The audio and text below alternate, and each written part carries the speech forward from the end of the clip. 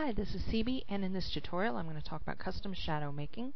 I have here an element and a little bit of paper from one of my kits, and we're going to work with that to create a shadow for this heart layer here. Now I'm using Photoshop Element 6 for this tutorial. You can also do this with other versions of Photoshop as well as other versions of Photoshop Elements. They'll all work pretty much the same way. Now if I wanted, I could take this heart and just go into the standard drop shadows that comes with Elements. They have some presets here in the Effects menu under Layer Styles, and then you choose Drop Shadows. And let's say, for instance, I'll take this one here, I'll double click on it.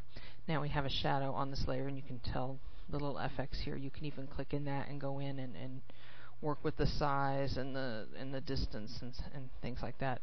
The only problem with this particular layer style is that you have just a straight line running down, and in the real world, I suppose, if you had a piece of paper on another piece of paper, it's probably not going to have this perfectly straight line. There's going to be a little bit of undulation where the element hits the paper a little bit closer and is maybe up from the paper a little bit more. So let's do something different. I'm going to cancel that, and I'm going to delete this out of here. And now back to where we were, and close this up so I don't have to look at it for the moment.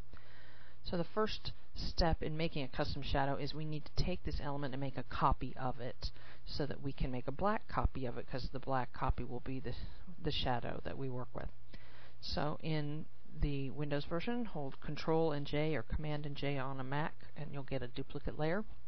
I'm going to drop down to this layer that's at the bottom, which will end up being our shadow layer, and I'm going to go ahead and name it Shadow. And now we need to make this a black copy, and the shortcut is Alt plus Shift plus Backspace. Oh, I did this earlier there. Let me do something here. Sometimes the program's picky. Alt plus Shift plus Backspace. Or if you're using Mac, I believe it is Option plus Shift and Delete. Don't hold me to that, but I think that's it. So I'm going to zoom in just a little bit here and get a little closer. Now we need to nudge or move this down so that we can see some of this shadow, because right now the element on top is covering it entirely. Now, being in 6 here, there's an extra step I'm going to have to do just because there's a little glitch after you go into the Effects menu and use them. It sort of gets stuck in a way. It won't let you use the arrows on your keyboard to nudge unless you go into the Transform menu, which is what I'm going to do. I'm going to click. Once I get the double-headed arrow, this little transforming box comes up, and now I'll hit down like 2 times, I guess, on the keyboard, and over to the right 1 time, and hit check mark.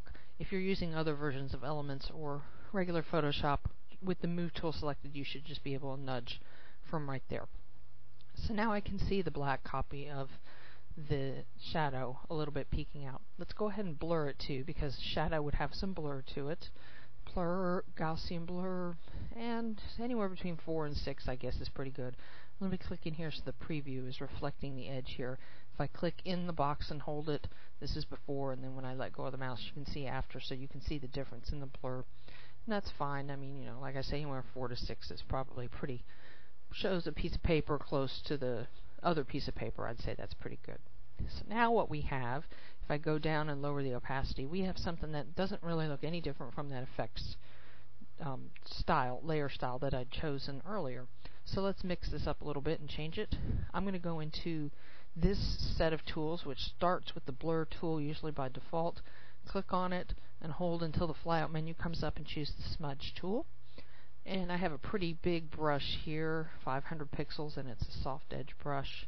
I'm going to start this is where you have to be very careful and slow about this. Just tiny little clicks, like for instance down here at the bottom. I'm going to pull this down just a little bit, and it's so subtle you may not even see the changes very much. And in other places I might push up in toward the main copy there. You can see that one moved really well. And for instance up here, I think I'll pull it out a little bit more. There it goes, creeping along. And over in here I'm going to pull it out a bit more. And maybe just something up here. This is sort of where you have fun and get to play and decide what you're... Oops, that didn't even show up, I don't think. What we're going to do... There it comes, creeping out a bit. This will be a little bit more subtle. So now we have something, if you look at the black copy, it's sort of this undulating line where it pops out a little bit more, might tuck in a little bit more in some places. Just get something where it looks like maybe at this spot the this element is touching the paper a little bit more than it is here, for instance, where there's a bit of a shadow. And that's the custom part of the custom shadow and why it looks kind of interesting. The last thing I'll do for this is I'm going to lower the opacity down. This is, again, sort of up to you. I like maybe in the 45 range, but it depends, on what you think looks good. I'm going to lock these, or rather link these two layers together so that anytime I move within a layout, if I were to move my element, the shadow would move with it, and I think that's pretty important.